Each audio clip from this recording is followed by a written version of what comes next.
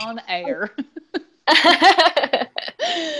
Oh, gosh. I think we might be live. Oh, are we? My thing still says offline or off air, so I don't know. Well, mine says live. Okay. Now mine says live. There we go. There we go. Hello, and welcome to another episode of Don't Forget the Sage, which I am grabbing right now. Sorry, it just sounded so like official just now. You totally sounded like an NPR radio host.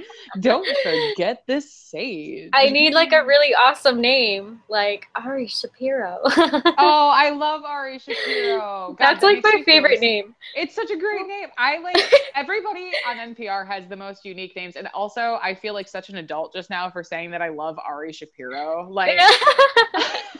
I love Ari Shapiro, but also like one of my professors in college was like he was one of the announcers on like the local NPR, and it's just so funny because it's like there was also somebody in Springfield that was like, I can't remember her name, but every time she would like say her name, it would be like Shaka. Like we know how to pronounce it. It was like, my name is blah blah blah Shaka.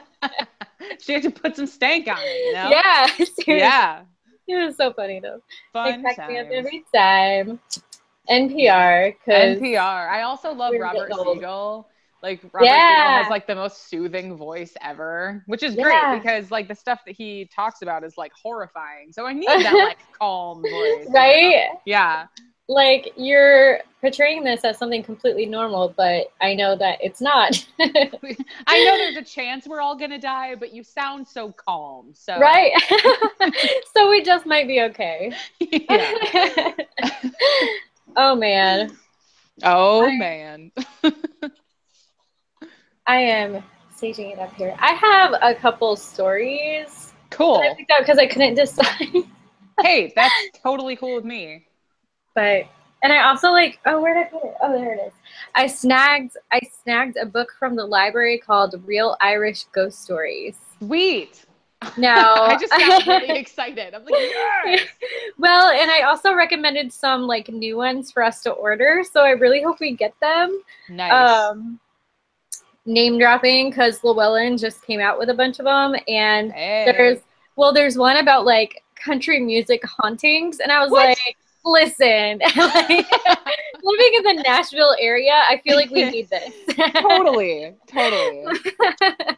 So I really hope that we order it soon. So we're catching up on our orders, but I've had these lists. I'm like, please, can we order these books, please? Because we keep getting requests as well. Oh, really? So yeah, which it makes me excited because there's like other people out there who are like, yeah, like nobody else that works there really knows anything about it, so they always come to me like asking me like, do you know about like anything about seances or like you're like, why yes I do. Yeah, exactly. I'm like, too bad there isn't like a title for that, like there isn't a whole department for like new age librarian. Right. Yeah. Guess I'll just stick with kids and teens, I guess. That's funny. But anyway, how you doing? I'm pretty okay. I feel good. I feel like, I know like last week we kind of talked about like the veil thinning and stuff. I still feel that happening. Oh my gosh, yes. Yeah, I haven't had any other like scary experiences, but I have been sensing presences, just like not threatening ones, just like around, and I'm like, okay, yeah, so this is how it's gonna be, until after Samhain. Pretty much. Especially with the full moon. Last oh my night, god, yeah. It was like I had to have enough candles burning to where I didn't feel a little nervous. Yeah, me too. And so I'm like, okay, I'm going to plan this. I'm going to have the lamp on, and then I'm going to light about 5 candles, and then I'll turn the lamp off, knowing that it's still going to be well lit in here. So that was pretty much my situation as well. I'm like, I feel like I have kind of a hoarder's stash of candles like up in my room. Yeah. I know I have some of them, and you always give me some, and thank you. Like every time you come here, I'm like, how are you on candles? Do you need I'm like, I'll tell you. Yeah. But I'm also kind of like an herb supply. So like I always have like tons and tons of herbs. Great. Well, hey, I mean, your girl needs, but I tend to get in herb ruts. Like I rely too much on certain herbs just because they're like familiar. Like I put lavender in so many things. And I stretch it so far. Like exactly how many uses are there for lavender? Let's put it in every single one of those uses. Like anything that has to do with calming and sleeping. Yep. Yeah, pretty much. And I love the French blue lavender because it just smells so like potent in a good way. Yeah. And I love it. Well, you turned me on to that stuff too, because like I hadn't gotten it before, and then you told me, you were like, oh yeah, TJ Maxx has like French blue lavender, and I went and got it, and you can like it's edible too, so like I'll put it in tea and stuff. Lemonade, it's good with lemonade. Ooh, yeah. Oh, I put it in cupcakes one time too, and those were like I love lavender cupcakes. So good. I have to try them in like gluten-free cupcakes because I haven't tried them yet, but that'd be awesome. Oh man. Excuse me. That's my life, the baking, because I like to bake. I hate cooking, but I like to bake, and so now I have to like try and relearn how to bake. Oh, man, that's a huge bummer. I'm sorry. Yeah. So for all of our viewers out there, because I know we have so many. I don't remember if I mentioned this last time, but we might get a new one because one of my friend people was interested in listening, so I was like, cool. But anyway, I was diagnosed with celiac in July, and so now I'm relearning how to eat, which stinks. So I will gladly take any recommendations or suggestions. But here's the thing: I don't really like meat, and I hate beef. I've eaten a lot more meat lately because my protein was down big time. I didn't eat meat at all, just fish. But I've had to like switch it out because I'm sure like people care so much about my eating habits. But I'm sure people can relate. Yeah, totally. Other people, there are people out there with dietary restrictions. They might not be listening to us, but they may one day. Yeah. Yeah. The good thing is I'm dating a chef, so that is in my favor. Yes, that works out well. Yeah, and he's gotten really creative with things, and he like it's so sweet. He like spent like days researching things he could make and like that is so sweet. Yeah, it was really nice. I'm like, thank you. You're more dedicated to this than I am. So that makes me smile. Yeah, so it was nice. I guess I'll keep him around for a little longer. So. I'm sure he'll be grateful to hear that. Yes. If you feed me, then there's like major bonus points there. So I don't ask for much. No. But anyway. Well. So. Would you like to go first? I went last time first, and I feel like I took up so much time. Like, talked forever. So, I will go first. Yes. Okay. Cool. I have a couple stories, but we can kind of like bounce back and forth because I know you have at least two. Yeah. But the first one I liked because I had an inkling. Is that you? It is you. It says I have an incoming call, but I don't. What? Oh. Whatever. I'm like, I'm not calling you. I think I accidentally hit the call button earlier, but I hung up. Yeah. Wow, that was weird. So, okay, my first one I want to talk about, I like to talk about ones that either I've like seen an episode of Ghost Adventures, which is totally stealing, and I shouldn't do that. But this one I have not seen a Ghost Adventures episode on. Okay. Rather, it is a place that my ex-husband worked at. Oh, weird. Yeah. So back in the olden days when I lived in a place called Florida. A faraway land called Florida. A faraway land. Which my thoughts and prayers go out to right now. Yeah, seriously. Hopefully you won't be a mythical land yeah. in the near future.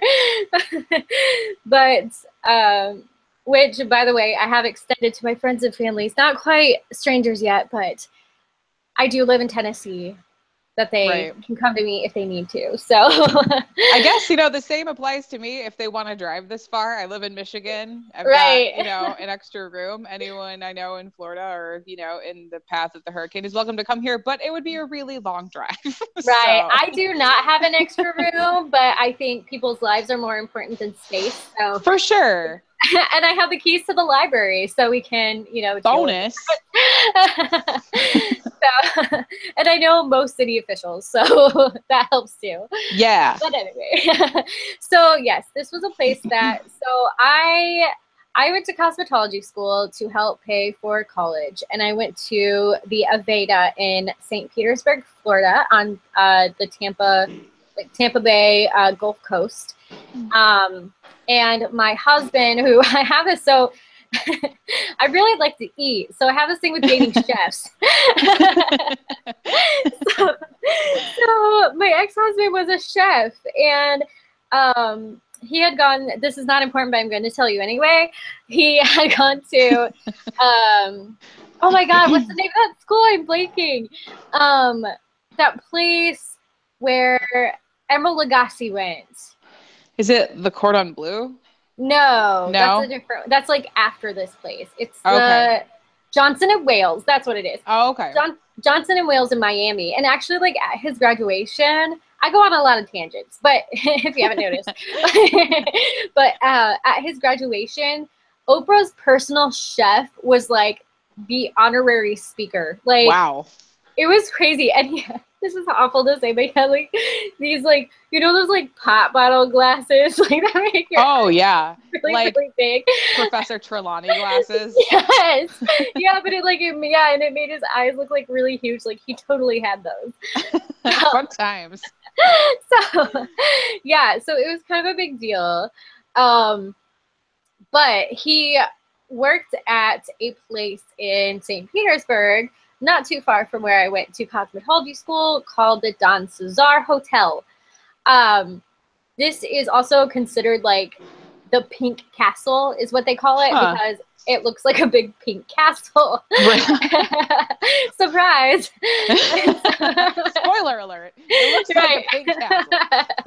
but you can see it like off the coast. Like so, for instance, I had to drive over the Skyway Bridge every morning to get to school, and I could see the Don Cesar from the Skyway Bridge. Oh wow! Okay. By the way, if you don't know what the Skyway Bridge is, it is the bridge that like back in, I want to say the 70s, was hit by a ship in like a storm, and like it totally crumbled.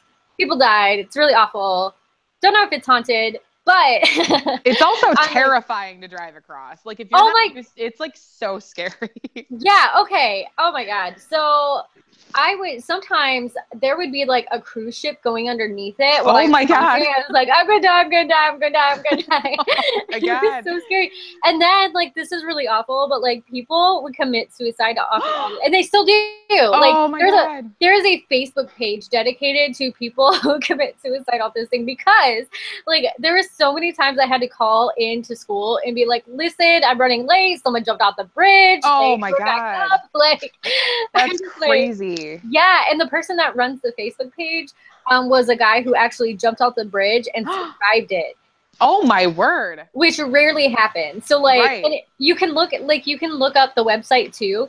It's just like the Skyway Bridge in Florida, and like they have reports whenever someone reports, like if someone's on the bridge or if there's suspicious activity, like they update you. And I would have to check that thing every single morning when I went to school. So yeah, it was insane. But anyway, lots of stories in this area. St. Petersburg is a crazy place, just so you know. Okay. Noted. Anyway, the Don Cesar Hotel.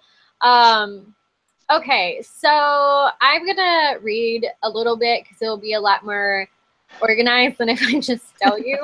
Okay. So I'm gonna read like 2 articles on it. One is from hauntedrooms.com. And let's see, it says the Hotel Don Cesar, or Pink Palace, as it's more commonly known, has been a staple on the shoreline of St. Pete Beach since its completion in 1928. The hotel is not only for its decadence, known for its decadence, it's also well known for its ghostly goings on too. Going on. I think goings on. I'm sorry, it's the English person in me. I'm not sure that's the correct way to say it. But anyway, okay, so there have been many occurrences throughout the years, both with both staff and guests reporting apparitions, eerie noises, and odd sensations. Some of the activity that's experienced is put down to the time when the building was used as a VA hospital during the 1940s. And it's restless spirits of these patients that can sometimes be felt. Maybe, but by far the most famous ghost that walks the Don Cesar is the original owner, Thomas Rowe. During Rowe's time as a student in London in the 1890s, he would frequent the opera regularly. One night, he went to see his favorite play, Maritana, starring a beautiful woman by the name of Lucinda. As soon as Thomas laid eyes on Lucinda, he immediately fell in love, and shortly after they started to meet each other on a regular basis. They used to meet at, this is not included, but it should be because it doesn't make sense later, but they used to meet at a fountain there. Okay. Upon hearing of their growing relationship, Lucinda's parents quickly escorted her back to Spain as they didn't approve of Thomas as he was different. He was a different religion to theirs. They were to never meet again. Ooh. They both promised they would write, but Thomas's letters were always returned to him unopened. It is believed Lucinda died due to a broken heart, but Thomas did receive one letter from her before she passed, which read, "Time is infinite. I wait for you by our fountain to share our timeless love, and our destiny is time." So sweet and poetic. Yeah. Thomas, now in America, vowed to never love another. It was after this he set out to build the Don Cesar, and he had an exact replica of the fountain where he and Lucinda used to meet all those years ago, was built at. Some of the, like, I'm sorry, I'm an English person. Some of these sentences are poorly constructed. Okay. It's all good. The first time people started to take notice of the hauntings was in 1973. Staff and guests have reported seeing a gentleman in a white suit walking along the beach before vanishing in front of their eyes. His description matches that of Thomas, who used to always wear his signature white suit. Other guests have reported being welcomed by a smiling man on their entrance to the hotel, only he vanishes upon questioning him. Why would you do that? I mean, like, was he like, who are you? Yeah, I mean, like, was there could you see through him, or did he look like a real person? Because if he looked like a real person, it's like, are you just in the habit of like going up to strangers and being like, "What's your deal?" And then to see if they'll disappear or not. Do you really work here? Because I'm not sure you do. Yeah, you look weird. Like, who wears a white suit these days? No one. Gatsby. Anyway, Thomas's ghost has also been seen on the 5th floor in the lobby and in the garden, often wearing a Panama hat and on occasion holding the hand of a beautiful raven-haired woman believed to be the ghost of Lucinda. Aw, so they found each other. So they say. And honestly, they have like ghost tours and stuff like that. And I'm going to read someone else's account, blah, blah, blah, about the marvelously blah, blah, blah, blah. I can talk today. Marvelously glamorous and well-known Don Cesar Hotel sits overlooking the Gulf on St. Petersburg's White Beach. We already read that. You can almost hear the jazz music undulating through the John Cesar. I can talk. I really can. Don Cesar's rich hair. Oh, help me. I've been talking to kids all day. Oh, well, that explains it. Like, seriously, like I said, like the whole thing sounds exhausting to me. I'm surprised you're talking at all. Oh, man. I go on the bookmobile every Thursday. And it's all day long. So I go to like 9 different daycares every Thursday. Wow. That's a lot. It's a lot. And there might be more. I could not tell you right now. But yeah, it gets a little crazy. And some of the daycares have multiple classes. So yes, there are several things happening. So anyway, la la la. I'm trying not to repeat information. He was studying Europe. There have been quite a few sightings at the Don Cesar of the secret lovers, Thomas and Lucinda. Employees of the hotel claim to have seen a man in a white linen suit and a Panama hat walking with what seems to be his lover, a beautiful woman with dark hair. This couple walks through the hallways of the hotel and will suddenly vanish right before people's eyes. This ghostly figure dressed in linen with a Panama hat is said to also wander throughout the Don Cesar Hotel's 5th floor, like we read before, on the same floor as Thomas Rowe's room and on the beach. Oh. Employees and locals believe this ghost to be the ghost of Thomas Rowe, and if you ask them, they will answer with 100% certainty. In addition to the tragically romantic spirits of Thomas Rowe and Lucinda, there are other spirits that are said to roam the Pekin Castle's halls. In digging further into Don Cesar's past, we find that the Don was not just a hotel in years past, but it also served as a World War II hospital. I will say I wanted to go looking so bad when I was there, and like I did get to I did get to like have dinner at the restaurant there where he worked, and we got to like take a little tour and stuff, but I wasn't able to see anything. I was able to go by the fountain, which was really cool.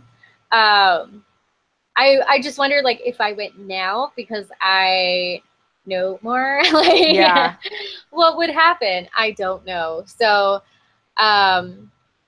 yeah, it was pretty cool. It's a really cool hotel. I mean, if you ever want to stay somewhere really awesome, like that's a place I would definitely recommend. And I didn't get to see anything, but I swear like I had found pictures before of like photos from like mirrors and things where people saw things, but wow. I don't remember because it was a while ago. And like, obviously like my husband was not too like cool with that kind of stuff because he like freaked out because of it. So, oh really? Oh yeah. I mean, I guess I shouldn't be surprised, but yeah. I think it kind of goes with couples where it's like one person is like, "Oh my God, this is so interesting." The other is like, "Can we not?" Like, so, I mean, that's been my experience, by the way. So. Yeah. I mean, it's pretty much been mine too. But, So yeah, but I feel like I'm like talking so positively of him. He sucked, just so you know. No, he did. He really did. And that's my word, of course. He did cook well, but he was a jerk about it. Oh, man. I would not say he's better than the chef I am with now. So no. I thought you meant as a person. I'm like, of course not. But okay, I got you. I follow. Yeah. It took me a second. I will say, it was so sweet because like, okay, so I'm super excited for fall, which comes a lot later in Tennessee than other places, and it is actually arriving a little earlier this year. Cool. And so like the last 2 days have been not completely satisfactory with the Christmas, but it's getting there, and I just want to get in the fall spirit so bad. And so Christian went to the store, and like I thought he was I found out that caramel M&Ms are gluten-free. Oh, those are so good too. They're oh my so good. God. I love caramel, and they're gluten-free, and I was so happy because I've like wanted chocolate so bad. Yeah. But he went to get me some, and he was taking forever, and I'm like, where are you? And he was like, oh, I had to go to Walmart. And I was like, okay. And then he just sent me like a smiley face, and he comes back, and he got me like a mulled cider candle and a little like a fox, wooden fox that says like something about the harvest that I put in my office, and that is so sweet. And caramel M&Ms, of course, but I'm like, oh, that's so nice, and I'm so like, nice. Yay, fall! I'm so excited. So yes, it was really like, that is so nice. I'm like smiling so big right now. I'm glad, but you deserve to be treated that way. Thank you. You're welcome. Anyway, so that's pretty much what I have to say on the Don Cesar. I'm trying to remember if there's like anything that else I had like so many things I could have done, and real quick, I'll mention this one. I'll try and find it another time, but I could not find it quickly.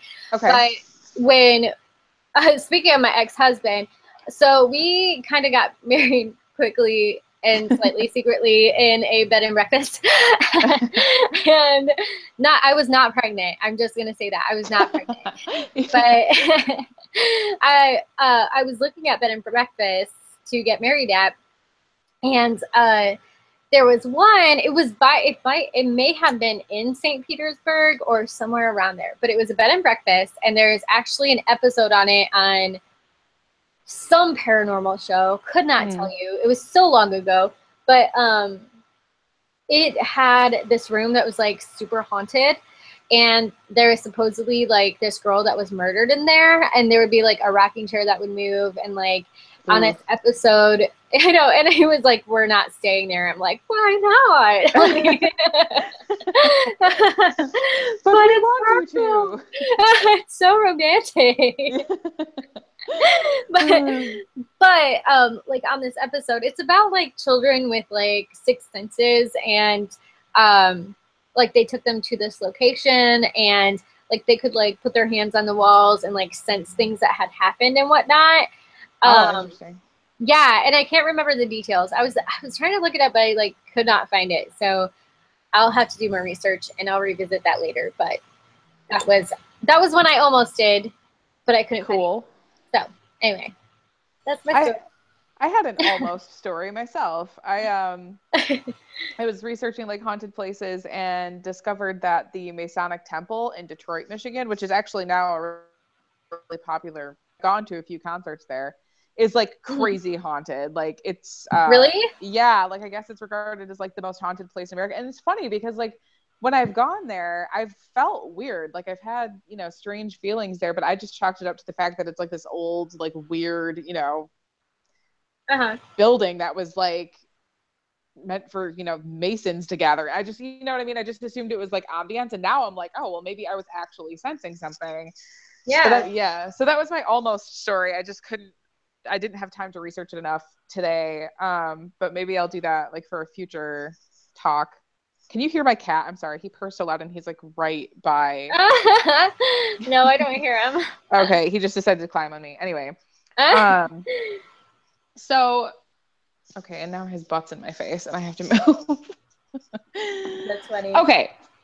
So I kind of have two. And well, one of them though is just an update because like last week I talked about the Dear David story on Adam Ellis's Twitter feed.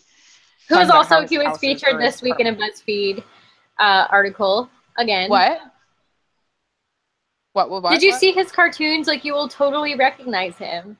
Yeah. No, I did. After we talked last time, I looked it up and I was like, oh, that guy. Like I totally know what you mean now. But he's been featured in a bunch of like BuzzFeed articles and stuff this week. Oh, okay. Anyway, move on. Well, cool. All right. Well, anyway, I'll do that one later just because, I don't want to like, you know, be too redundant. So I'll just like touch base on that one later because there have been some updates. But the main story I decided to do today, and it's the story of Zona Heaster Shoe. The Greenbrier ghost, excuse me. And this story apparently or allegedly is the only known case in which testimony from a ghost helped to convict a murderer. And that I feel like I've heard of this. Have you? Yeah, I was like, I read that and I was like, oh damn, like I've got to do this one. So, and there's actually like the story is so well known in the area and is like so it has such historical significance that there's actually like a historical highway marker like in Greenbrier County in West Virginia because of this story. West Virginia has some crazy shit. Like apparently like when I was like the whole Appalachian area, like I mean maybe it has something to do with like all the coal mines and stuff because there was a lot of tragedy, like, you know, when coal was in it, a lot of regulations on, you know, so, but I mean, this isn't one of those tragedies, but it is a tragedy, but it does seem like there's a lot of crazy stuff in that area. Yeah. The penitentiary over there is like super haunted. So bad. Let's go now. We should totally, both get in our cars. We'll meet there. It'll be great. Someone take my story time tomorrow. I'll call in. It'll be fine. Anyway.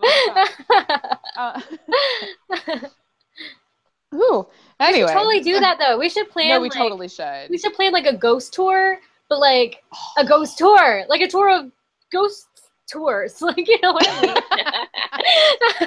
A tour of ghost tours. Let's tour ghosts. Yes, I dig it. We should totally do this. We should do like, awesome. I don't know, like haunted outings and stuff. Kat, can you please not? Why? We need to plan some ahead. Okay, so I am definitely going to be there next summer for at least a week and a half. So we have to plan ahead of time. Okay, sweet. Some places we're going to go. And by then we should definitely get some like legit materials. Oh, like paranormal investigation gear, you mean? Yeah, like a spirit box, like anything. Yeah. I'd definitely go back to Harmonia. Oh, for sure. We have got to go back there. I'm like so pumped to go back there. But I'm at a point in my life where I don't feel comfortable going alone, and no one up here wants to go with me. So like, you know, stop trying to eat my headphones, you little shit. Drop it. No, that is not for you, tiny cat. Tiny smelly cat. Tiny smelly cat. Anyway. Okay, so, and I'm sorry if I kind of like pause. I'm reading off of something too. Anyway. That's okay. So, what? That is okay. We will accept you. Oh, thank you. I appreciate it. Okay. So in 1896, 23-year-old Zona Hester swiftly fell for an older man in the town in New Blacksmith. Oh, wait. Gosh, okay, I'm sorry. Start up. I can't talk today either. It's all right. And I didn't talk to children all day, so. Okay. She fell for an older man, the new in town blacksmith, Edward Shue. He had been married twice before, and it says that his second wife died under mysterious circumstances. Sure, she did. Yeah, right? But Zona, who was, 23 and in love, like, couldn't be told anything other than, like, she ignored the constant warnings of people in the town and of her mother. Her mother especially, who's been super overprotective of Zona since she gave birth to another man's child out of wedlock. So like she'd already had like some trouble, like people kind of looked down on her, and so her mom was really protective of her and her reputation and so forth. So 3 months after she married Edward, Zona was dead. So not very long after. Yeah. Her lifeless body was found at the foot of her home staircase by a young neighbor who'd been dispatched on an errand by Edward. And this is from a different account, but it says she was stretched out with her feet together and one hand on her abdomen and her other laying next to her. Her head was turned slightly to one side. Her eyes were wide open and staring. Even to this small boy who was sent on the errand, Zona Shue was obviously dead. This young man, not surprisingly, ran home to tell his mother. The local doctor and coroner, Dr. George W. Knapp, was summoned to the house immediately. Well, he was summoned, but I guess he didn't arrive for nearly an hour. But I guess it doesn't really matter because she's dead. But by this time, however, Edward, had carried his wife's body upstairs and laid her out on the bed. Contrary to local custom, he dressed the corpse himself. Normally, it was the proper thing for ladies of the community to wash and dress the body in preparation for the funeral. However, Shue took it upon himself to dress Zona in her best clothing, a high-necked, stiff-collared dress that covered her neck, and a veil that had been pulled over her face. And so this is important because when the doctor finally did arrive, the husband, Edward, was like allegedly beside himself. He was just like crying and carrying on. And so, I guess urging the doctor to just do a really, quick examination and not look into too much detail. But while he was doing his super concise exam, he happened to look under her lace collar, and it looked like there was some bruising on her neck, which he thought was curious.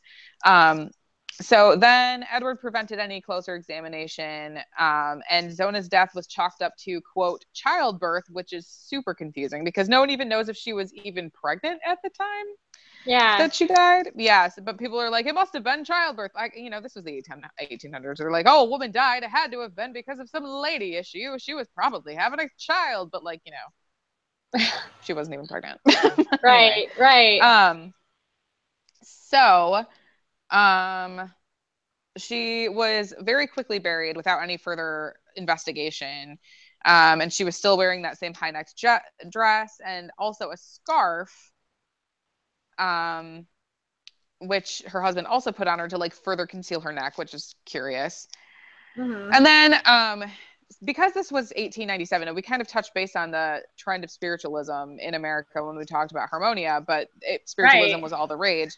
And Zona's mother, Mary Jane, was a huge believer in, communication with spirits. And she was already convinced that a sheet that she'd removed from Zona's coffin was marked with strange blood stains. And so she prayed for like some insight into her daughter's death. And she, I guess she soon started dreaming of her daughter. So this is another account again. Sorry, I'm kind of like flipping around. I've got a bunch of stuff I'm reading through, but says about 4 weeks after her daughter's death, Mary Jane began having visions. 4 nights in a row, Zona's ghost came to her and told her that Edward had abused her. The ghost told Mary Jane how she and Edward had argued the day of her death. She said that he'd attacked her and broke her neck. As the ghost was leaving, she turned her head around until it was completely facing backward. Yeah, so that's fun. Like your dead daughter's spirit comes into your room and her head spins around. It's a good time. Yeah, and like as a ghost, why do you think that's okay? What? As a ghost, why do you think that's okay? Yeah, seriously. Well, also like your mom knows you're dead. Like, yeah, you don't need to further, you don't need to do that. Just cut out the dramatics, point. Okay? Yeah, seriously. Just cool it. What was her name? Zona. Chill out, Zona. Seriously. So, such a drama queen, Zona. Seriously, God, chill out. So anyway, immediately after this happened, the mother went immediately to the prosecutor, John Alfred Preston, who somehow was convinced that this story was totally legit. But I mean, again, it was the times. But he was convinced to exhume Zona's body. So after she was dug up, they held an autopsy, and it revealed that she had indeed died of a broken neck. And her husband, Edward Shue, her husband, was soon arrested and tried for the murder. The prosecutor tried to keep the story, like the ghost story and everything, out of the legal proceedings, but he wasn't successful. So again, reading. Perhaps hoping to prove Mary Jane unreliable, Shue's lawyer questioned Hester extensively about the ghost's visits on cross-examination. The tactic backfired, however, with Hester refusing to waver in her account despite intense badgering by the lawyer. Many people in the community, if not the jury, seemed to believe Hester's story, and Shue did himself no favors taking the stand in his own defense, rambling and appealing to the jury to simply, quote, look into his face and then say if he was guilty. Yeah. The Greenbrier Independent reported that his testimony, manner, and so forth made an unfavorable impression on the spectators. The jury deliberated for an hour before returning with a guilty verdict. So they were not in a deliberation for very long. They're just like, yep, he's guilty. So the testimony, in quotes, of a ghost was enough of an oddity to spare Shue the death penalty, but he did get life in prison, and he died just 3 years later while serving his sentence. So there are reports. What did he die from? It doesn't say. And like I tried to find out, but I couldn't find any like reliable sources. Some people say that he killed himself. Some people say that it was like a heart attack. Some people like insist that it was, the ghost of his deceased wife who had like come to exact revenge. That is a wide array of like yeah, just a lot of possibilities. Methods of death. Right. So who knows? You guys decide. How did he die? But nice. So there's allegedly too, I guess her ghost is said to haunt their former residence. And I mean, there's nothing too remarkable about the haunting itself that I've read, just that like people see her from time to time, and that she always appears to be sad, which I can imagine she would be, but yeah. So that is the story of Zona Hester Shue, the Greenbrier ghost. Yeah. That's crazy. Yeah. I like that. I love stories from like into the 20th century. I mean, like the Victorian era is so interesting to me when it comes to the paranormal, because it was so commonplace. Like the idea of speaking to spirits and stuff was so, I don't know, it was like so accepted. Right. On a wide scale. Like, it's just so interesting because it is certainly not that way anymore. Nope. And before that, it was considered to be like, I don't know, taboo. at the very least. And like, it's just weird that it went from being this taboo thing to something that was so readily accepted to like, and then it just took a nosedive, and then everyone assumed that it was like community. But anyway, yeah. So, and it's funny because it's like a lot of the reasons that people find it as evil, you can find the exact same foundation and like basis off that opinion in like Christianity, because there are like for instance that woman from, I think it was Atlanta, because all the Christians are in Atlanta. Sorry if you're from Atlanta, but the catfish capital of the world. That lady who like killed like 4 of her kids and her husband, and she's like smiling and showing off for the cameras at the hearing.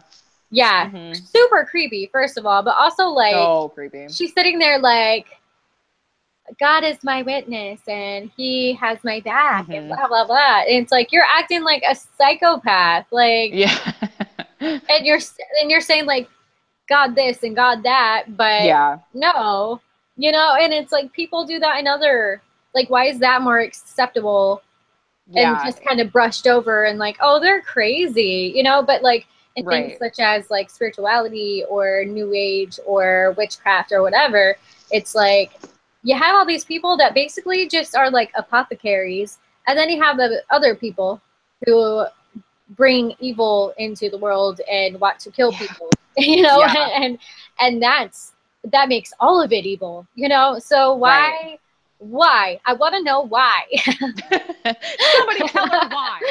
Seriously. I want answers. But yeah, it's so interesting to see like the mentality of large groups of people like that. Yeah, it really is. But fascinating. Yes, it's very fascinating. And people have stopped educating themselves on those things. They certainly have. Yeah. Yeah. I was going to say something, but I don't remember what it was because I was saying something else while I was thinking about it. That was a very thorough examination or explanation. I mean, like I was going to say something, but I don't remember what it is because I was saying something else. Exactly. Maybe it'll come to me. I don't know, but okay. So it's funny that we're doing this today because today on the bookmobile, here's a funny thing. I go around like giving books to children, but in between stops, I just started doing rides. We just switched around the schedule because one of our ladies is retiring, and so we hired another part-time person, and then the person that was doing bookmobile with me is taking over the retiree's job, and so one of our part-time people is taking over her job as my like assistant on the bookmobile. And so it's really funny because we've shared ghost stories before, but today like we started talking about it because I was trying to think of like what I wanted to talk about, and we had another reason that we were talking about. I can't remember a lot of things, but she was like, what is the first experience that you ever had with the paranormal? And because she was like, was it when you were a kid? And I had to like really, really think about it. And I honestly, like when I was a kid and we lived in Indiana, I've lived in a lot of places, but I think I've talked about like 4 different locations that I've lived in this one little chat. But when we lived in Indiana, we lived out in the country, which is a lot of Indiana. And I would see a shadow figure all the time, and it would run across the room, or like I would just see it standing there at the edge of my bed. But like I was a little kid, like I had to be like 4 or so. Yeah. And the only way I knew how to describe it was like, there's a big black man in my room. Like, oh my God. And my family thought it was the funniest thing. I'm like, no, there's a black man in my room. Oh, jeez. and then like the one that would run across the room, it was a little black man running across my room. Oh my God. And I just had no better way to explain it, but it was really funny. But I was like, yeah, that's totally, like, that was my first experience. And like, like thinking of it now, it's like, did I really see it? Did I not really see it? But like it happened multiple times, and I swear I saw it. I didn't just imagine it. But my family just thought it was really funny and I was really racist or something. Like, what is Lee? Or like they're just thinking like, what is Senna have against like did we instill that in her? What the hell? Right. No.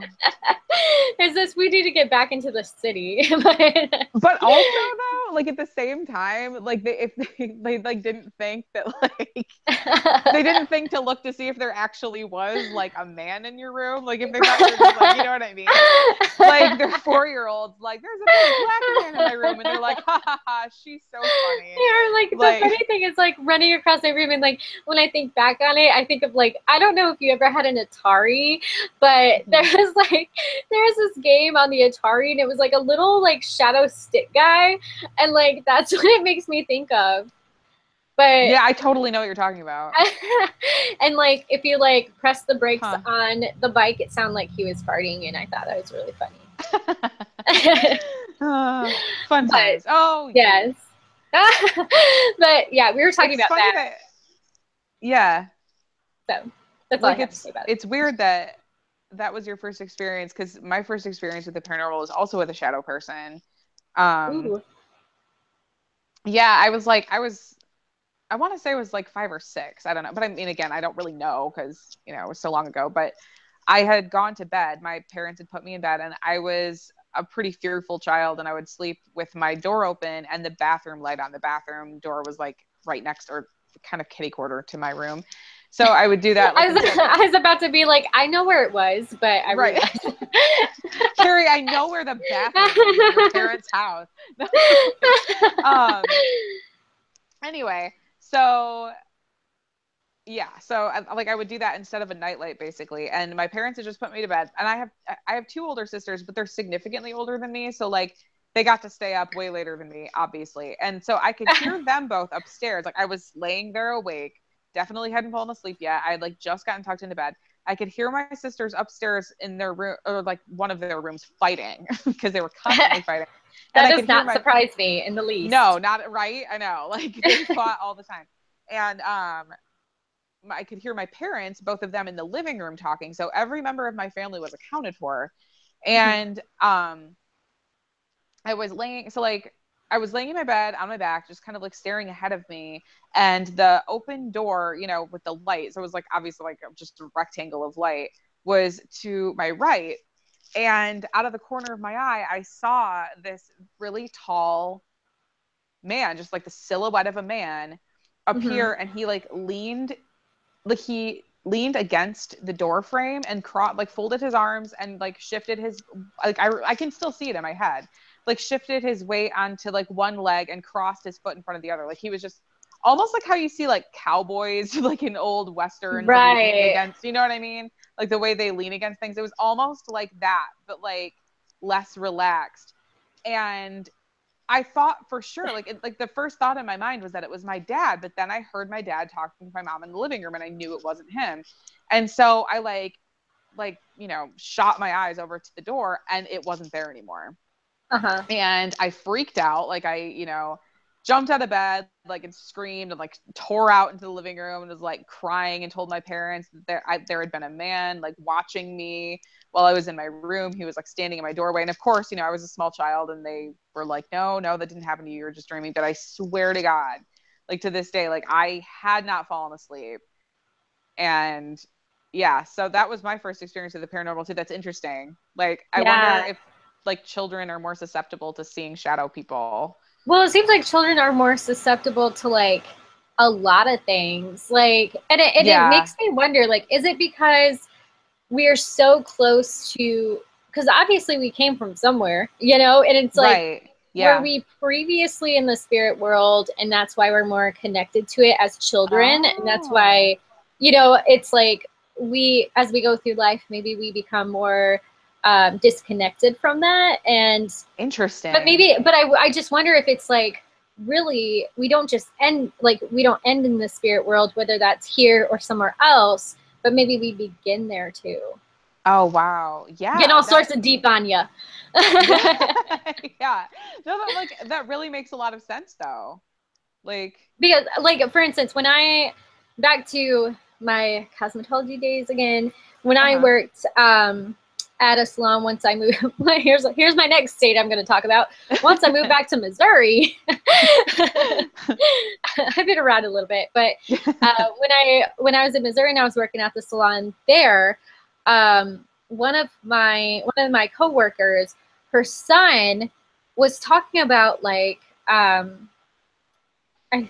think it was either her brother or her mom's brother. So like her uncle. I can't remember which one it was. I think she had a brother that had died when he was younger. Okay. And like he would talk about this uncle of his and how he would talk to him and see him in dreams, or he would be standing there in the room and he would describe like his personality and the way he looked exactly, but he had never, ever, ever heard about him or saw him or met him or anything. He'd never even seen a picture of him, and he could describe exactly what he looked like and like exactly his very personality and everything. So like, it was really, really chilling when she would tell that story. And I'm like, or like she would talk about it. Like she'd be like, so Resnick would talk about this, just had a dream about this last night. Or I was talking to him the other day, we're like at a picnic, and he's talking about so-and-so, I can't remember the guy's name. And I'm asking him questions and he's answering them exactly right. But there's no basis and no information that he would have that would allow him to know that information. Wow. And so like, it's just so bizarre that like children are more susceptible to those things, and then it's like we lose it. Yeah, but, no, that makes a lot of sense. Well, because you also hear those stories about kids who like they remember a past life until they reach a certain age. Yeah. So like, it's like maybe there's a reason why we have bigger imaginations when we're kids. Yeah. Because some of it might actually be relevant. That's a really good point. Oh, wow. Like what if everyone just thinks that kids are, they're like, everyone just thinks that kids are crazy. They think they're like overly imaginative and like almost like liars. Everyone kind of assumes that kids are just like storytellers and that they like sensationalize things. But what if they're not? Like, what if they're just describing things as they experience them? Exactly. Or have experienced them. So, wow. I mean, there's no way to tell, but it's interesting to me that we seem to lose that as adults. And for sure, you hear so many, it's not just like a one-time thing, you hear it across the board with children everywhere. Yeah. So that's like, I also wonder if it has something to do too with the fact that like when you're a kid, you're more kind of present in the moment. Yeah. Like the more life that you've lived, the more that you like look back on the past, or the more you worry about the future. But when you're a kid, you're very like present. And so like maybe you're just like a lot more perceptive to things too, because it's like you watch things like I feel like we talk about Ghost Adventures so much, but like, so I watched Ghost Adventures is awesome. Listen, it is awesome. It's like, yeah, seriously, pay attention. There's no shame. I have no shame. Me neither. It's a great show. And like I watched the original documentary for the first time on YouTube last night, and for anyone who hasn't, I would highly recommend it, because seriously, some of the most compelling evidence I've ever seen. And they have like the shittiest filming equipment too. So they did not they did not have a budget to like fake shit. Like I'm not a super gullible person. I believe the footage that they caught. And like, so anyway, what I'm getting at is that they caught like a shadow person on film. And like at first, like they kept replaying it and I couldn't see it. Like they were both staring down the hall, like, oh my God, do you see that? And they were so freaked out. But like they kept showing it and I couldn't see it. I couldn't see it until it moved. And then I was like, oh my God, yeah, there had been something had been standing there the whole time. And it's like, so I wonder if like, had that been child me or something, like if I would have immediately noticed like someone standing there. And like, maybe it's something that you can like strengthen in your adult. Like, I wonder if I were to start paying attention more, or if I like, were to start going on like actual paranormal investigations and stuff, if I would like regain, that perception, like that sensory acuity to be able to like notice stuff like that before there was like a major shift, because there had been something standing there the whole time. So it's like, I wonder, like maybe there are things like that around me, around us, pretty frequently. I'm so kind of like caught up in my own mind. I think like as we get older, we go far more on the inside, you know? We exist on the inside a lot more. And so like, yeah, maybe I'm just not paying attention. If you think of like a detective, like there's a reason we're not all detectives. Yeah. Like it's because we aren't trained to be detectives, but like technically you could be if you learn how to pay attention to the right kind of detail. And so, you know, to be a detective, you have to look at like, okay, the angle of this item in the room, or, you know, the direction that this like fluid is, you know, sprawn across the floor, you know, things like that. Like once you know what to look for and what to be sensitive to, I think you train your mind to know how to look for it. That's a really good analogy. Thank you. I thought of it myself. But I think so. And I think what's funny is that you and I have been sensitive to it our whole lives anyway, you know, even before we knew about pendulums. Or, oh, by the way, I did get one of those travel size pendulum boards that should be here anytime. I'm very excited about. Yes. Fun. Yeah. So I can just carry it in my purse. But I would love to get a spirit box. I've been wanting to get one for a while now, especially since I was like on the paranormal group and stuff like that. But I would love to do that. Anyway, so what I'm saying is, you know, now that we know what kind of tools to communicate or what to look for, or I feel like things seek us out a little more because they know we're more sensitive to it. Yeah. I think that kind of changes the game a little bit. And my biggest thing is not being afraid. Oh, me too. Because it is scary, and a lot of it is scary because I mean you should be scared to a certain level. You should have a certain level of respect, like a healthy fear. I was reading something earlier today about like a previous like spiritual communicator basically who decided to stop communicating because basically like the evilness of their communications has kind of taken over their life, but they had talked about how they were like, it was kind of like they felt powerful doing it. And so they pursue it out of like wanting to feel like they had power over it, or I don't really know, but what I'm trying to say. So like, were they only communicating with like evil spirits or something? Well, in a way, yes, because they were one of those people that, you know, people would call in if they had hauntings to know like how to communicate with them and get rid of them. But the thing is that like they weren't taking the kind of caution they should have. And so like it's all about like being very, very careful. And it's like I don't want to open myself up to the wrong kind of energy.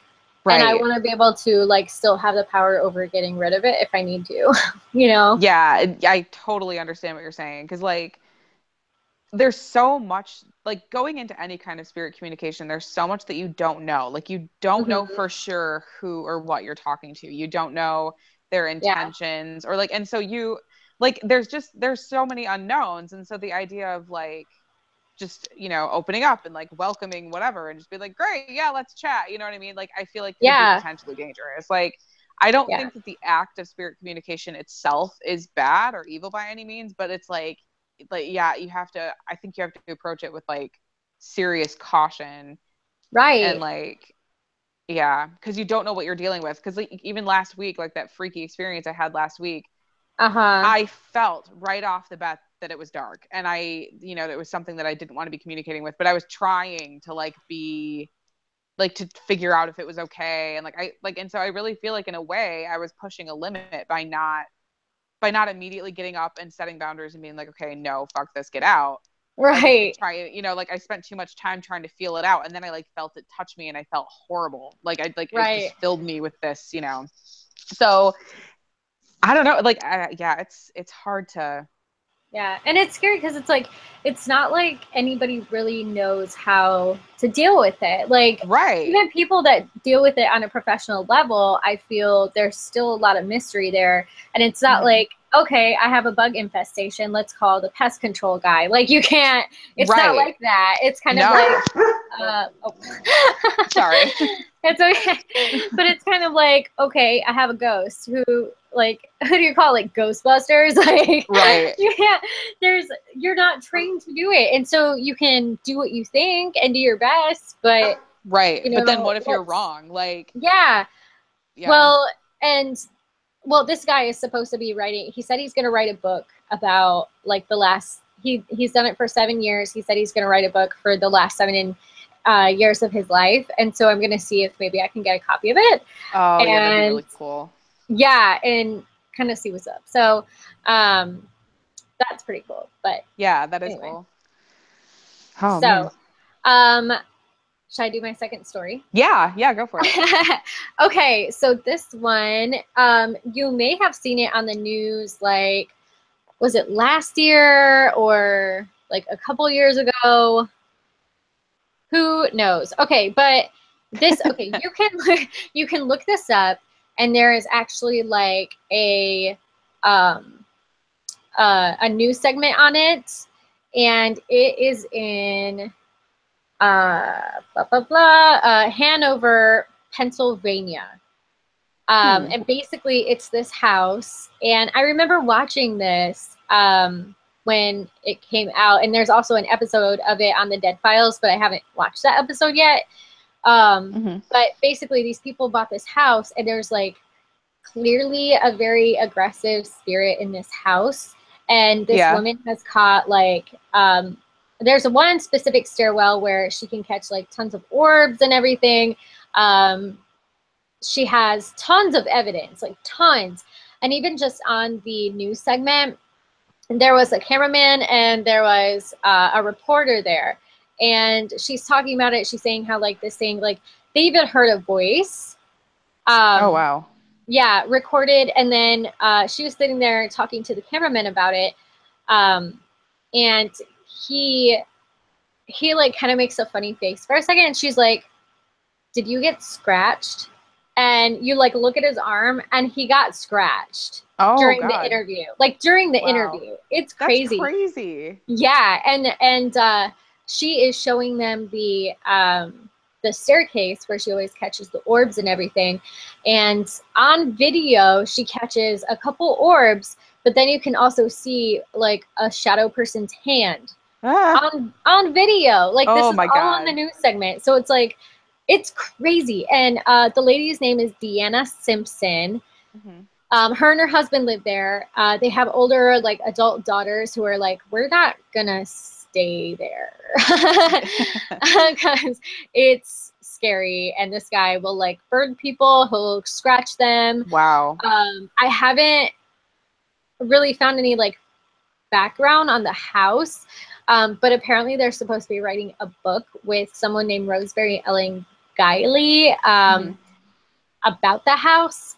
But she has like photos of the Shadow Man. She has tons of videos of like the orb. Like right now she has a Facebook page. It says America's Most Haunted Home / Deanna Simpson. And I'm like looking at a video right now, and it's really crazy. Like there's an orb just like hanging out there. It's like flying around, and it kind of just like stops in front of her for a minute. Yeah. And yeah, it's really crazy. So crazy. And I don't believe it's edited. I mean, I know how orbs are. Yeah. And I know how they look because I've seen them myself. But yeah, she has a couple episodes of things. She's been on My Haunted House, Dead Files, The Haunted, CNN, and Fox News. I think Fox News is the one where the reporter got scratched and they caught the evidence on camera. And they haven't moved out of the house because obviously, like, they put a lot into the house, and then if they were to sell it, like, I think it's been on the market for a while, but like, obviously, like, who wants to buy a haunted house? Like, nobody wants to do that. So it's kind of like they're stuck there. So, oh man, that sucks. I don't know what else you would do, but it's pretty crazy. But it looks like her and like 2 other girls kind of like formed the paranormal team in a way. And they have been like investigating like different places, but specifically the stairwell. And I want to know why the stairwell is haunted. Like what happened in the stairwell. Yeah, let me see if I can find it. Okay. Hanover, Pennsylvania, haunted house stairwell. Sorry, you probably hear my typing. No, you're fine.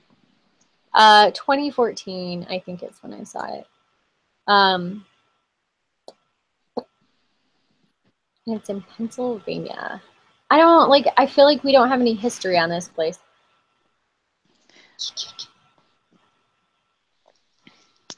But you should definitely look up the video because it's really interesting. I totally will.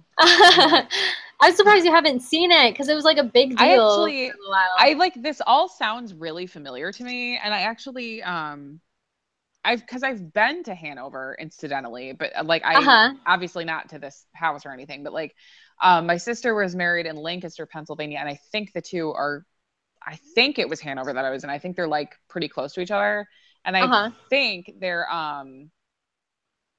like their rehearsal dinner or something was in Hanover.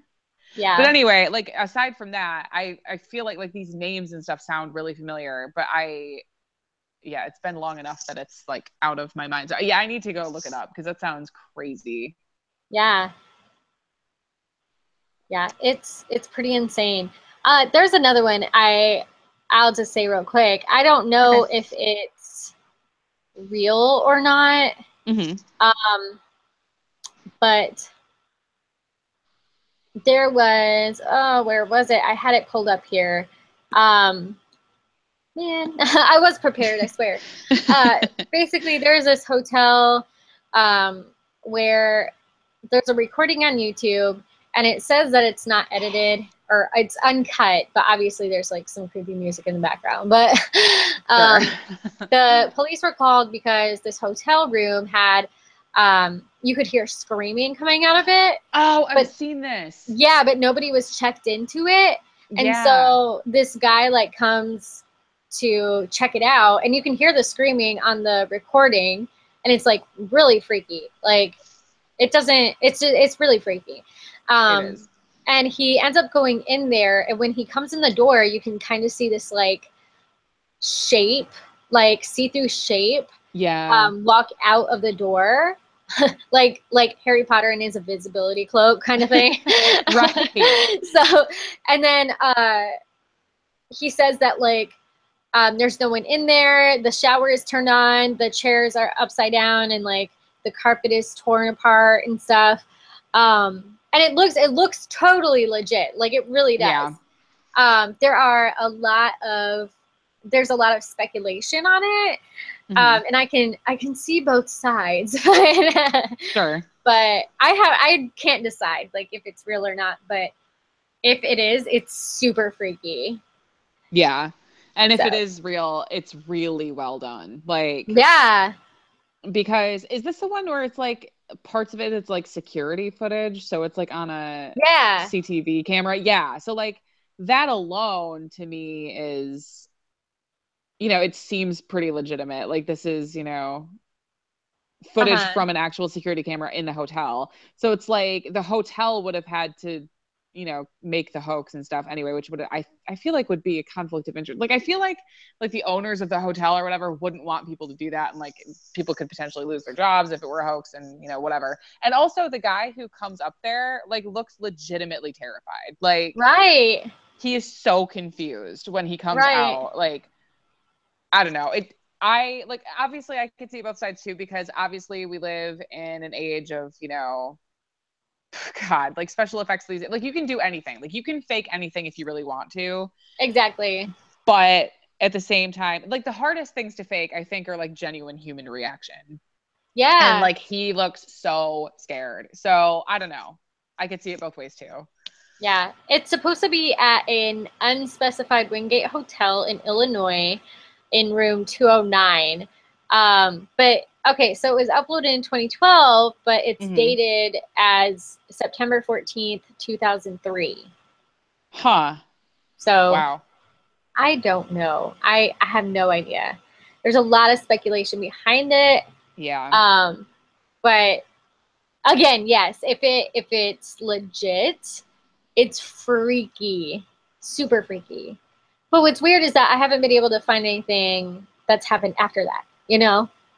Oh, yeah. Yeah, that would be weird if it were like just a single standalone incident. Yeah. Like why would it have happened just that one time? And Uh-huh. yeah, that's bizarre. Just some like angry spirit passing through. Right, right.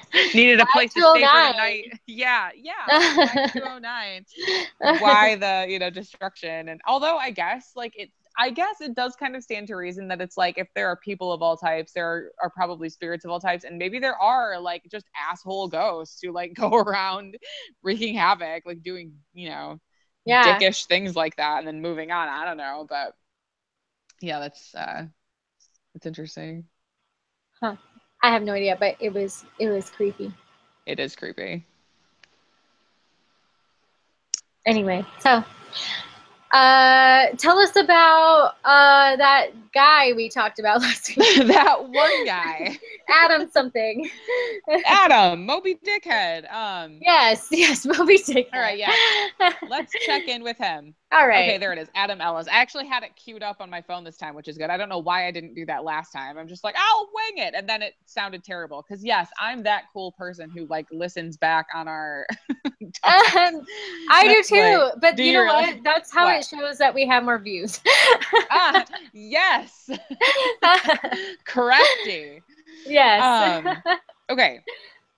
So anyway, Adam Ellis, or Moby Dickhead, he is the gentleman whose apartment is currently and allegedly being haunted by the ghost of a dead child. And so there have been some updates. He actually wrote yesterday, so September 6th. Oh. He just said, "It's happening again," thread. I've been leaving the nanny cam on 24/7. As you guys may recall, he had purchased a nanny cam to keep an eye on his cats while he was on a trip to Japan. He just wanted to make sure they're okay. So it's a motion detector and it sends him an alert and every time that there's movement in his apartment. So I've been leaving the nanny cam on 24/7. It records every time there's movement or sound, as you know. I was going over the feed from this weekend and noticed some weird stuff. Saturday while I slept, I recorded the cats in the living room. It seemed pretty unremarkable at first. But then after a few moments, Maxwell freaks out and jumps over something invisible. So to anyone listening, I would highly recommend that you go and find this feed and like look at the videos because they are really weird. His cats seem like they're older. They're definitely not like super playful kittens. If you've watched the previous videos of his cats, they're not like crazy wild cats. Right. And this one of his cats is just kind of chilling in the living room. And then it's as though he sees something and jumps like he's afraid. And then he actually doesn't mention this in the video, but like if you scroll all the way to the bottom of the thread, other people are commenting and stuff too. And I noticed this the first time I watched it. There's a green mason jar on the coffee table next to the cat and it moves. Like I'm sorry. The cat is not touching it. I'm quiet because I'm watching. What? Oh my God. It does. Did you see it? Yeah. Yeah. Like, I saw, yeah. And the cat is like, oh my God. Yeah, the cat's like, what the hell is happening right now? And so like that to me, that cat like too. Jumps like, yeah, the cat jumps like 2 feet. Like the cat clearly notices something and the glass moves. And like the thing is, if that were a hoax, bless like me. Bless you, yes. Like if that had been a hoax, the cat wouldn't have been frightened by it because the cat would know that his owner was there, like doing it. Right. You know what I mean? And so anyway, that's really weird. And the fact that he like hadn't apparently even noticed the glass move. So, but anyway, it's pretty freaky. So the next post is, I don't think it was a bug or something. Maxwell doesn't react like that with bugs. He just eats them. Something spooked him.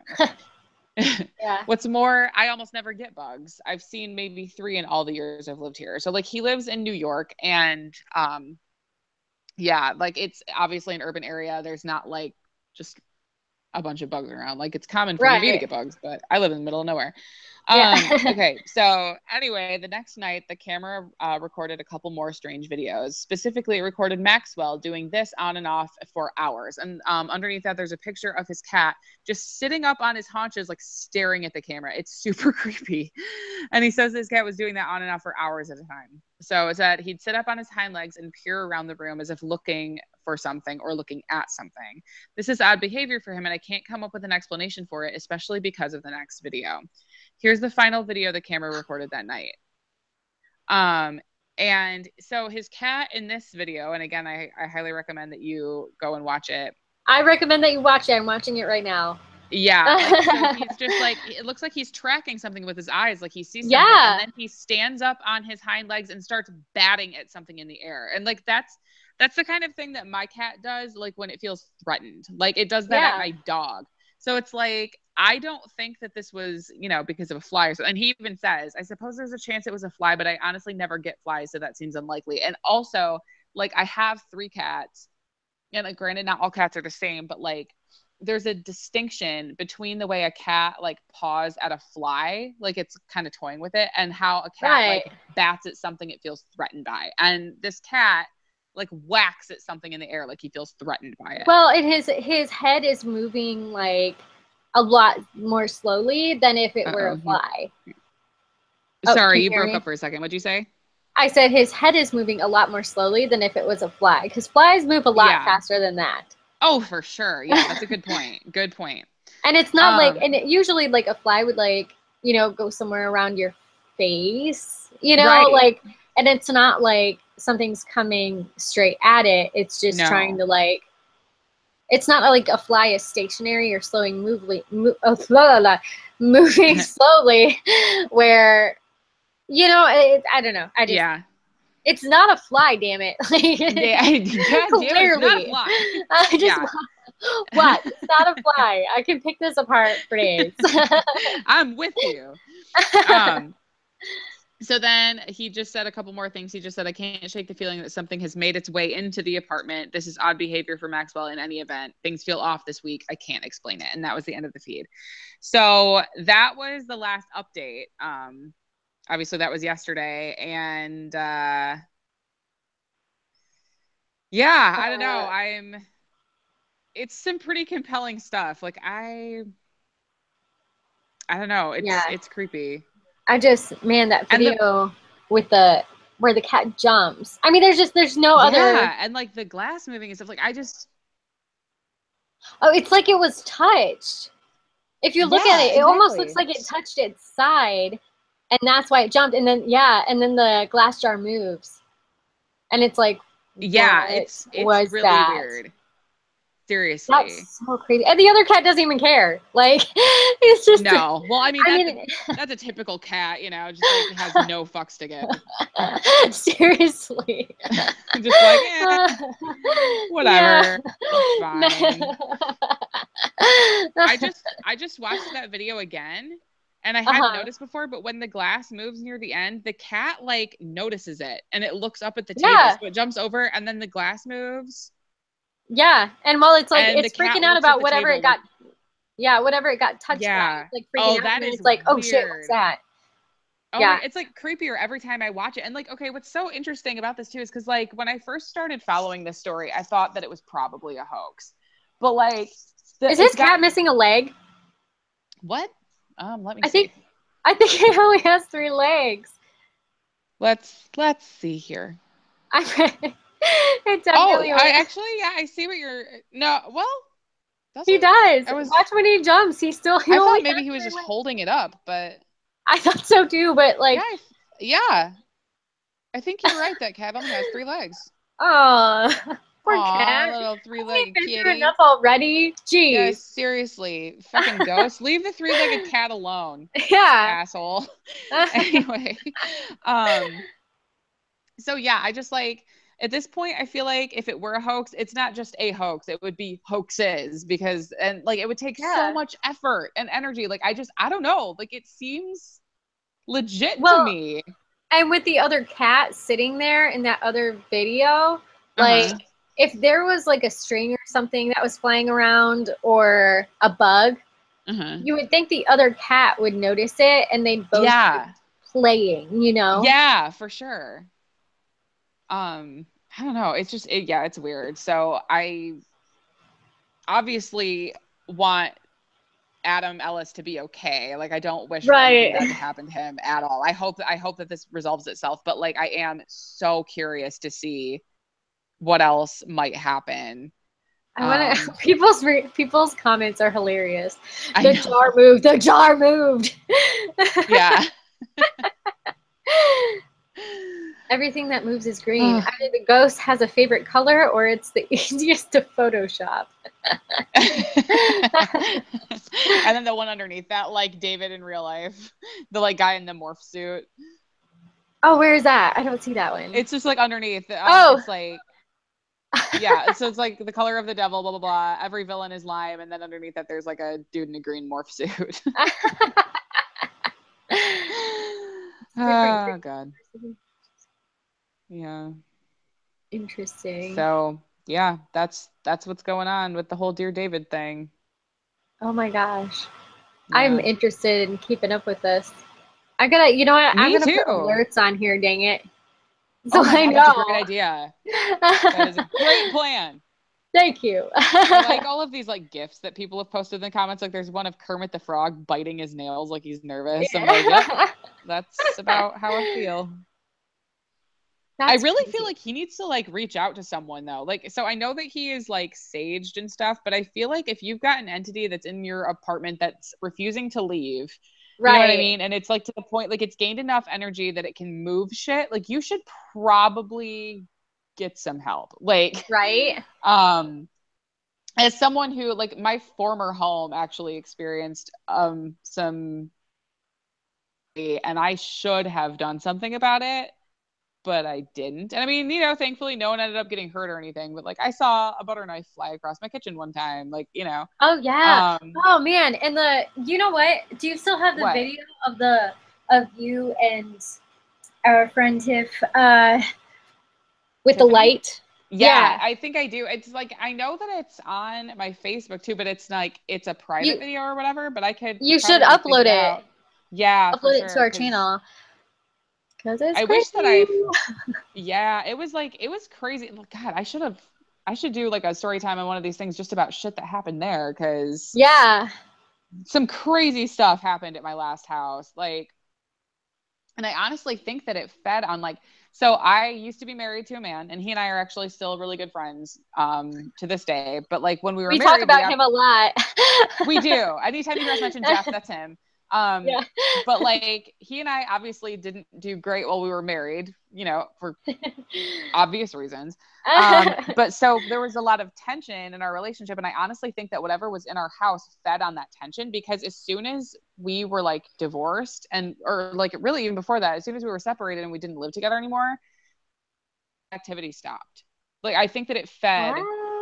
Yeah. I think that it fed on the tension between he and I, and like, because we would fight and like, there was a lot of like, especially like when I was coming out and stuff, there was a lot of like sadness and anger. There was just a lot of like negative emotions. And yeah, like as soon as I was gone, it stopped. Like he hasn't had any experiences since. Yeah. That's crazy. Wait, he still lives in that house? Yeah. Oh, I didn't know that. Mm-hmm. Yep. That's crazy. What is it? It must still be there though. I don't know. Yeah, it could be like, and I don't know. And like looking back, I had thought it was this like the spirit of a little girl, and like maybe it was, but I've just heard so many stories now where like things, you know, present themselves as a child and then it turns out to be something a lot more sinister. And especially considering like just like the force of things that would happen. It's like, how could a little girl do that? You know what I mean? Like, and why? Yeah. Cause like the reason why I had first gotten the impression that it was a little girl was that like things like girly things of mine would go missing, like pieces of jewelry and like scarves and stuff. And I would ask Jeff, be like, okay, have you seen like this particular like necklace or whatever? And he'd be like, no, I don't really pay that much attention to your jewelry. And so but like as soon as I would vocalize it, I would find it like in the weirdest place. Like the most prominent time that I can remember this happening was like I was looking for a specific necklace, and it was actually my sister's. She'd lent it to me and I was trying to find it to give it back to her, but I knew exactly where I'd put it. And when I went to go find it, it wasn't in my jewelry box. And so I like tore the house up looking for it because it meant a lot to her. And, you know, I didn't want to have lost it because obviously like she would have been sad. And so I was tearing the house apart trying to find this thing. And finally, like, it was like hours later that Jeff got home, and I asked him if he had seen it, and he was like, no, you know, I'm sorry, I don't know what you're talking about. And it wasn't long after that, and I know that it wasn't Jeff because, like, he had stayed, like, so he was in the living room, and I just started looking again. I went back to what we ended up calling Clara's room, which was our guest bedroom. We called her Clara. And I opened the door, and, like, right inside the door, still, like, it was in its display box with the lid open. It was laying right inside, and it was placed, like, in line with the, like, the seams of the floorboards. Like, it was so intentionally placed. That's crazy. Yeah. And so, like, it was stuff like that that made me think that it was a girl. And then, like, a month later, Jeff and I, like, so our house wasn't the original house on that property, and there had been a house there prior to that, and the basement was from the original house on that property. Right. I remember you saying that. Yeah. And so, like, there was this weird seam between, like, the floor of the main floor and the ceiling of the basement, or, like, you know, the joists of the original basement ceiling, whatever. And he noticed something in that seam when he was going down the stairs, and was like, there's something in there. And so, like, he grabbed a flashlight and tweezers, and, like, we pulled it out, and it was this old picture of this little, well, it was of a little boy and a little girl. But I was like, immediately, I was like, oh my God, I wonder if that's her. And so we always thought, well, I especially always thought that it was a little girl, but then just, like, things got really weird, and, like, shit would get thrown. I almost, like, this one time, I can't even really describe it other than that I felt like I was being suffocated. Not like that I was being choked, just, like, all the air left the room and I passed out. Like, and that was right after I sensed her there. Like, we would get knocking all the time. And so anyway, yeah, it was crazy stuff. And now I'm not so sure it was a little girl. Yeah. You never know with those things. Yeah. And then once I was gone, and once we were on better terms and we were friends and we were no longer fighting and stuff, it stopped. So yeah. That's crazy. I know. That's really strange. Mm-hmm. Huh. Yeah. And I mean, speaking of people who are like, you know, there's always, like, one person who's into this stuff and one person who's not. He believes now, and, like, I remember, like, he and I went through these things together, and he would be terrified, and he now thinks that it was just all in our heads. I'm like, are you kidding me? Like, I saw a knife fly across the kitchen. We had a built-in shelving unit in our basement. Like, there were, like, these anchors into, like, these, God, they were, like, 4 to 5 inches long, like, these crazy screws that went into the cinder blocks holding up this, like, built-in shelving unit, and that got ripped out of the wall, and, like, all of the stuff on the shelves fell everywhere. There were, like, broken dishes everywhere. Like, and that was right after we'd been talking about it, and, like, Jeff had just said, like, I don't believe in it, and it was, like, instantaneous that happened. And, like, so there was just, like, the crazy shit. Like, also he records music, and one time when he was I think I still have his bathroom EP. Oh, do you really? What was it? Canadian. Yeah. Lonely Canadian. So yeah, he's, you know, recorded music for almost as long as I can remember, as long as I've known him, really. And this one time when he was alone in the house, he was recording a song, and he recorded something clapping after he finished. Oh, and, like, oh my God. Yeah. And, like, so, but he now thinks that we were just, like, imagining it all. I'm like, okay. Like, yeah, you have evidence, you have video and audio evidence. Yeah.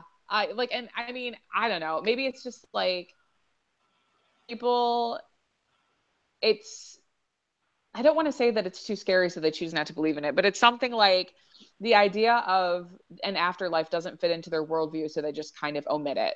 Like, they just kind of, like, deny it. Well, and it's like, you can almost be like, yeah, you can say you're a skeptic, but that doesn't mean you're going to believe the truth if you hear it. Like, yeah. You know, like, there's a point where you're, like, almost so skeptical that you're just not going to believe anything, right, even if it's true. Yeah, absolutely. So, not so cool now, are we? No. But yeah, I'd be interested, like, I should, because I'm not the only person who's had experiences in that house either. So. Oh, really? How do you know? Well, because tell me more. Tiffany, like, came over, like, so Tiffany had experienced some stuff there too. Right. Like, she had actually gone into, there was, like, this crawl space up in like, so there were like the upper floor was a converted attic, so it had like these kind of slanted dormer ceilings, and each closet of those, there was like, so it was separated into these two rooms, and each closet kind of opened into a crawl space into like, I don't know, just kind of like the sides of where the roof line was. Yeah. And Tiffany had actually, like, she had heard knocking Oh and yeah. decided to go in. Yeah, and she went in there and was like, it was weird. Like that day, it was so active. Like she and I would be in the same room, so I knew it wasn't her and she knew it wasn't me. And you could knock on the wall and it would knock back the same number of times that you had knocked. That's so Like creepy. it was so creepy. And like, yeah, so I don't know, I'd be interested to like talk to Tiffany and see like what she remembers and like, get her take on it. Cause, I wonder if she, I haven't like had an actual real conversation with her for a long time, but we were really close growing up, in our make-believe music groups that we thought we would be famous for. Yeah. But right. singing over NSYNC in the background. But, and Backstreet Boys, of course. Sure. We gotta play a shout out to them. But I just wonder if she also has like a sensitivity like we do. And I wonder if like the three of us had, like if we all like were in one place, because she never really went on our adventures with us. No, not usually. But the fact that like she was exposed to stuff too, makes me wonder if like she has kind of that sensitivity that we do. Like, well, I mean, like back then, I mean, granted, it's been a long time since we've hung out, but like, she was super into it. Like she actually, do you remember me saying that like we'd used an EMF detector like in my old house? Yeah, it was hers. Like she bought one. Like, so she was super into the idea. And like, she and I had talked about going to like the Waverly Hills Sanatorium together and stuff. Oh man. So That's awesome. Next time you're up here, we should see if she wants to hang out. Cause she would, I have a feeling she would be all about it. Yeah, I think so. And I feel power in numbers. Maybe we'll stay this time. Yeah, me too. Maybe we won't run away if we have someone else to ground us. The power of three will set us free. Yeah. Yes. Oh my God. I love that show so much. I just got into season 6. I stopped watching for a while. I don't remember what season. Is Shannon Doherty still on the show? No, she's been gone for like 2 seasons. Let's see. She left at the end of season 3. So I'm at season 6. Oh yeah, that's right. Alyssa Milano just cut her hair off. Okay, yeah, I remember that. Yeah. And they the last episode, well, I just got into it. So it was like the first episode of season 6. So we're talking about Charmed. For those of you who don't know, I guess we didn't say that.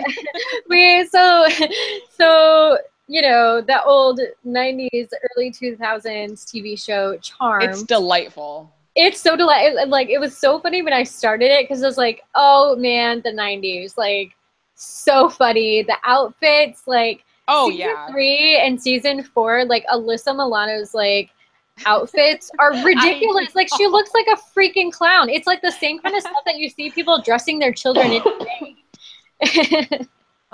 Yeah. It's just like those like those things that you find for kids on Etsy now, like those bell-bottom pants with like the frills and the bright colors. Yes, like she wears weird as shit. Also, like, I'm like, I have kids in my story time that wear that. Yeah, I feel that. I love that show so much though, because it's like, it's okay. I love things that are like sort of like spooky-esque, but like not actually, you know what I mean? Like, they're like spooky, but still wholesome somehow. And like, that show just like hits the nail on the head. Like similarly, and like, it's a weird ass show and I didn't get into it until my adulthood, but I've actually really gotten into Buffy the Vampire Slayer too. Oh, I've been wanting to do that because I didn't watch that growing up either. Yeah, there's a lot I wasn't allowed to watch, but have you watched Witches of East End yet? I know, like I keep trying to find because they only have like they start at season 2 on Netflix. Oh, that's And right. Okay. yeah. I love that show so much, and I'm still really upset that they canceled it, and they should not have canceled it. And apparently the guy who created it, his daughter is still mad at him that he canceled it because it was so damn good. Like, it is the best like show with like the supernatural and witchcraft and stuff that I have ever seen. Yeah. But oh, so good. So good. I really want to try to find like I've got to find some other way to watch like season 1. I wonder if my library would have it. Maybe, possibly. I should look into that. There you go. See, we're good for things. Yeah.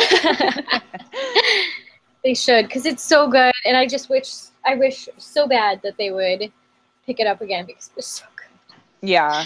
It was so well done. Everything was like so authentic and stuff. I also love The Good Witch, which is like the Hallmark show, and it's so funny because it's like it kind of reminds me of like my life because she's obviously a witch, but she's like very secretive about it, yet she'll like say things that like make people wonder. Yeah. And so and like that's totally how I am at work. I'll be like, oh yeah, Mercury's in retrograde and that's why nothing's working. Like, you know, and like, here, let me make you this like herbal compound that I have blessed with like holy water and charged under the full moon for you so that you may conceive a child. Like, that's kind of how my work conversations go.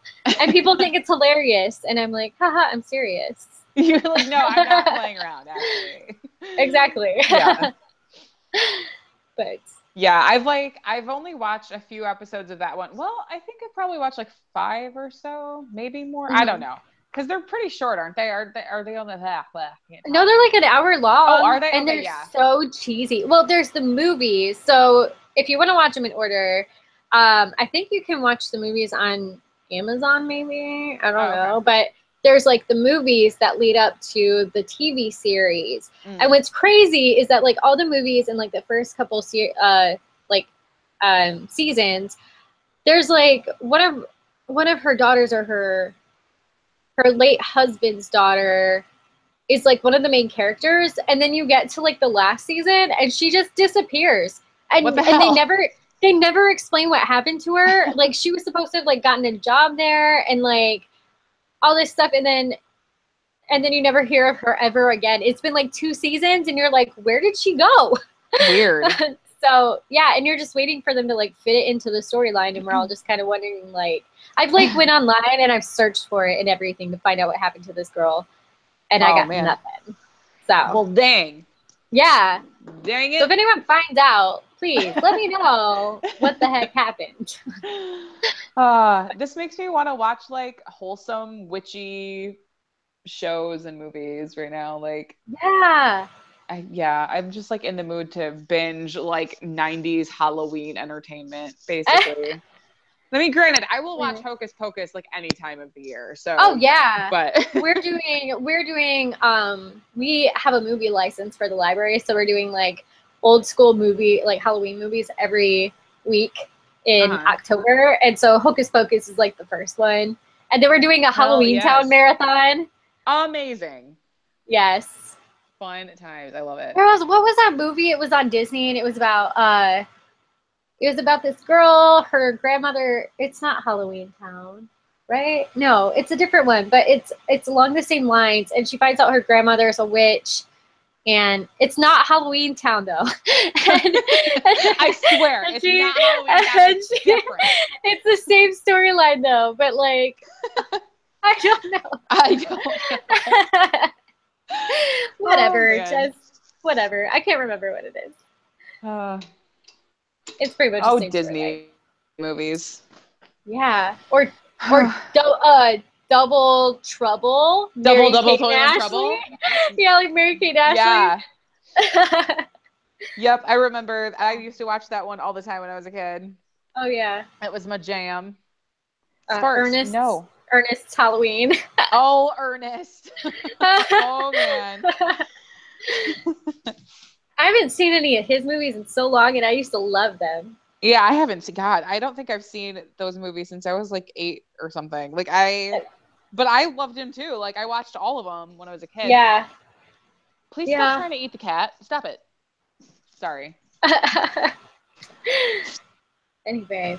Sparks doesn't realize how big she is. Yeah. Anywho, most big dogs don't. No, she has no clue. Well, I hate to cut things off, but I feel like I should probably scoot. That's probably a good idea. I think I need to go to the bathroom. Well, yeah, I need to take care of that. Priority 1. So that means, friends, it's time to go. Literally and figuratively. Oh, man. Awesome. Well, we had some good stories, I think. We did. This was fun. I mean, I always say that. I'm always like, this is fun. Like, it was fun. We should do it again sometime. Yeah, like, we should do it again. It's like, that is the idea, Mairi. Yeah. Oh, gosh. All right. I will definitely, like, do some serious research for next time because I feel like, because I'm procrastinating, right? That's what procrastination really looks like. Geez. The joke here, friends, is that I am not a procrastinator. I am quite the opposite. At all. Like she's like the most punctual, proactive person I know. She's like always getting stuff done. Like punctual isn't even the right word because she gets stuff done like before she needs it. But like way before. Way before. But yeah. Yeah, anyway. I had some issues in the workplace where a certain individual said that I was a procrastinator, and I almost I laughed about it at first because I was like, that's the most ridiculous thing I've ever heard in my life. But it was so that they could cover up the fact that they didn't do what they were supposed to do, and so it's like passing the buck. Yeah, I was telling Mairi today, it actually had to do with a Harry Potter event that I was doing over the summer. And yeah, my coworker did not do what they were supposed to. And so they started telling people I was procrastinating and that's why things didn't get done. And I was like, haha, bullshit. And even my boss was like, that's the most ridiculous thing I've ever heard. Yeah, well, good. Yeah. So, and even today, like, the lady that I'm doing bookmobile, because she was one of the other people that she was like, I just can't handle the procrastination. She was like, yeah, that's crazy. Like that's absolutely. And she's like all day. She's like, and this is why the bookmobile is working better. So right on. Yeah, just so that's the joke. Procrastination. Yes. I laugh in the face of procrastination. Ha ha ha. So. Anyway. Okay, Sparks. Thanks to all our many viewers because we have so many. We're so famous. Yes, we are so famous. So I hope you enjoyed. Names. Yes. So they'll be touring the US. Yes. In no time. For sure. No, we just did that thing. Like where you sighed as though we're like wistfully thinking about the thing that was just funny. You're like, ha, funny. Oh, remember when that was funny 2 seconds ago? Anyway, okay. Good observation.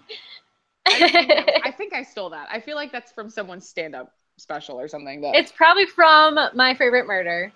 Oh, it could be. It could totally be from My Favorite Murder. Oh, man. Either way. All right. Yes. Well, we will see you next time. Yes. Bye, friends. Bye. Bye.